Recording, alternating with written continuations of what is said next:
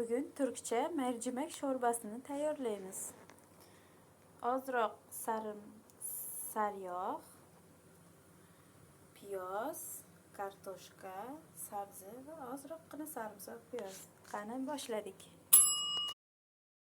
Turk oshxonasiga xush kelibsiz. Bugun mercimek sho'rva tayyorlaymiz. Buning uchun bizga ozroq sariyog' qozonga soldim, erisin, qizisin. Bir dona piyozni qirg'ichdan chiqarib, bir dona sabzi, bir dona ozroq kattaroq kartoshka va bir donacha sarimsoq piyozni hammasini qirg'ichdan chiqarib qo'ydim. Turk oshxonasida temir cho'michlardan ko'p foydalanmaydi. Asosan bunaqa taxta qoshiqlar, taxta cho'michlardan foydalanishadi. Moyimiz juda ham qizib ketmasligi kerak. Ozroq qizisa bo'ldi. Endi sabzavotlarimizni bitta-bitta solib olamiz.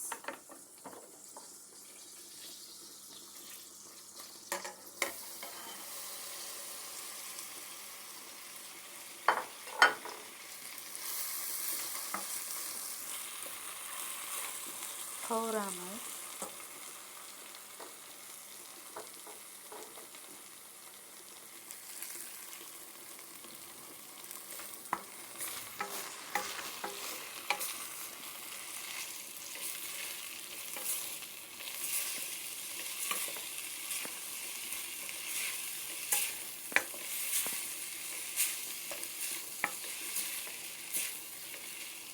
Qovurish davomida tabimizga ko'ra tuz ham solamiz.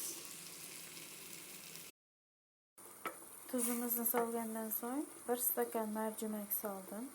1 stakan mercimekka 4 stakan suv.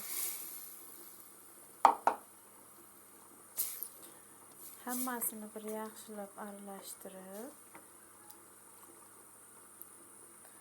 qaynaguncha kutamiz.